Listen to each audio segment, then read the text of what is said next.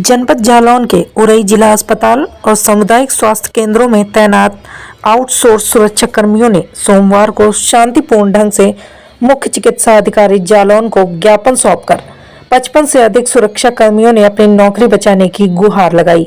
CMO security services ने एक आदेश जारी कर 28 फरवरी 2025 के बाद इन कर्मियों को सेवाएं समाप्त करने का निर्णय लिया है।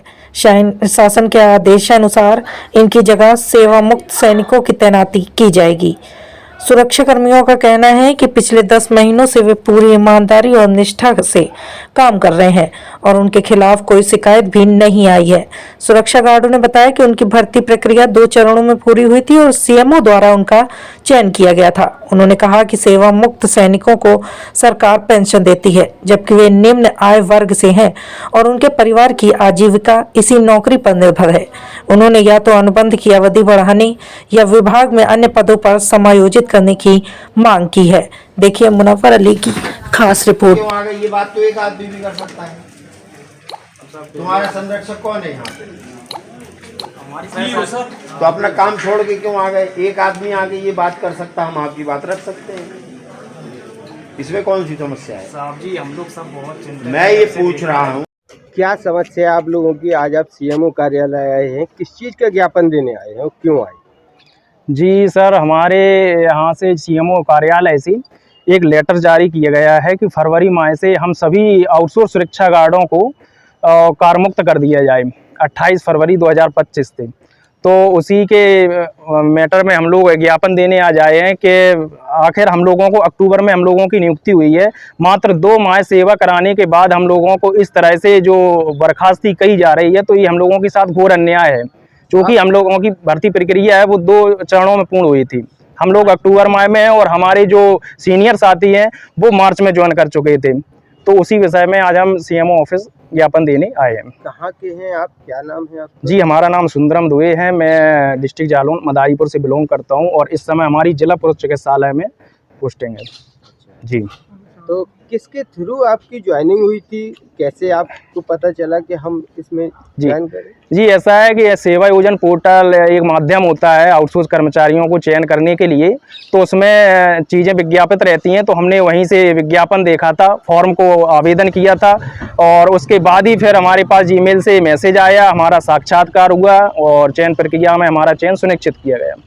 कहाँ साक्षात्कार हुआ था आपका? जी, हमारी जो फर्म है गणपति एसोसिएट, तो उसी कार्यालय में हम लोगों का साक्षात्कार हुआ था। तो उन्हीं के थ्रू आपको लगाया गया? जी जी जी। तो आपसे कुछ पैसे की आप लोगों से किसी से डिमांड की गई थी या आप बगैर पैसे के लगाए गए? नहीं, पैसे ऐसे तो नहीं है। फिलहाल हम लोगों की जो नियुक्तियां हुई हैं वो सुचारू रूप से कायदे से हुई हैं और बशर्ते बस हम लोगों को जो बहाली, हमारी जो मेन हमारा मुद्दा है वो हमारा यही है कि हमको समायोजन किया जाए या हमारा जो अनुबंधित है उसका विस्तारीकरण किया जाए। अगर नहीं किया जाता है तब आप लोग क्या करेंगे? नहीं किया जाता है तो हम लोग फिर अपने लिए और बाध्य होंगे अपना प्रदर्शन करने के लिए। कहाँ प्रदर्शन करेंगे? अभी सीएमओ ऑफिस है, जिलाधिकारी है, लखनऊ तक कूच करेंगे जहां तक हम लोगों को सही लगेगा। कितने लोग आप लोग लगे हुए थे? समथिंग 57-58 लोग लगभग में हम लोग हैं। आज आप बताने से इस चीज को कह रहे हैं कि मेरा कोई पैसा नहीं लिया गया था। जी। अगर कल आप ये चीज वहाँ बैठकर कहेंगे तब आपकी कोई सुनेगा नहीं। आज जी, तो जी। मीडिया आपके साथ है, आपकी बात को कहने को तैयार है, कल लेकिन तैयार नहीं होगी, क्योंकि आप आज कह रहे हैं उसी बात को लेकर लास्ट तक ये चीज जाएगी आपकी। उस जी, पर जी। आप क्या विचार करेंगे? जो हमारे अन्य जो साथी हैं, बाकी जो साथियां होंगी, तो एक बार हम लोग और मीटिंग फिक्स करेंगे अपने साथियों के साथ। अगर ऐसा कुछ आता है सामने तो वो भी बात हम आप लोगों की समक्ष रखेंगे। फिलहाल मेरे साथ जो हुआ है तो वो जो हमारे साथ हुआ वो हमने बताया। लगता है कि किसी साथी से पैसा लिया गया होगा?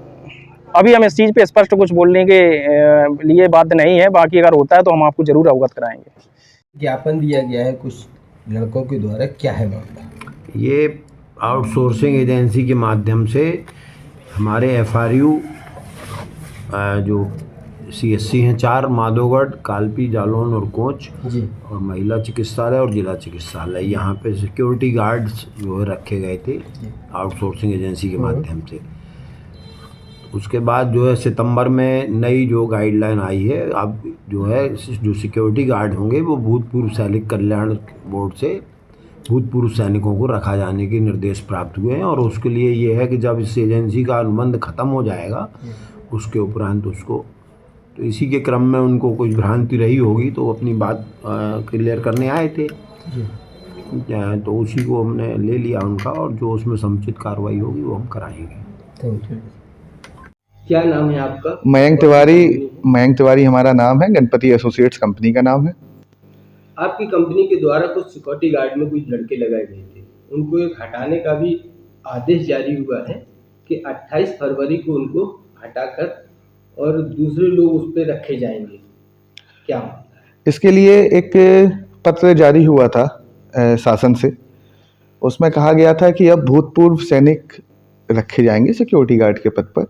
उसके तहत ही चूंकि हमारी कंपनी का जो टेंडर की अवधि है वो 28 फरवरी 2025 को समाप्त हो रही है, इसी कारण उन्होंने कार्यालय सीएमओ द्वारा लेटर जारी किया गया है कि 28 फरवरी 2025 के उपरांत आपके जो सिक्योरिटी गार्ड रखे गए हैं उन्हें हटाया जाएगा। कितने सिक्योरिटी गार्ड आपके यहाँ लगाए गए? लगभग 55 सिक्योरिटी गार्ड हमारे द्वारा दिए गए हैं। जब कंपनी को ये पता था कि हमारा 1 साल का टेंडर है और फरवरी माह में वो खत्म हो जाएगा, तो अक्टूबर में भर्ती क्यों की गई? जब विभाग हमसे कहता है कि हमें लड़कों की आवश्यकता है तो उस हिसाब से हम विभाग को लड़के प्रोवाइड कराते हैं, और विभाग हमसे अगर 1 माह का समय भी बचा है हमारे टेंडर का तब भी कह सकता है, या पूरे 1 वर्ष का समय बचा है तब भी कह सकता है। कुछ बच्चे आरोप भी लगा रहे हैं कि कुछ पैसा देकर के हमें लगाया नहीं, गया, ये कहाँ तक सत्य? ये सारे आरोप निराधार हैं, क्योंकि अब उन लोगों ने ऐसा कहा है, लेकिन ये चीज़ गलत है। किसी प्रकार का कुछ भी लेन देन नहीं हुआ है।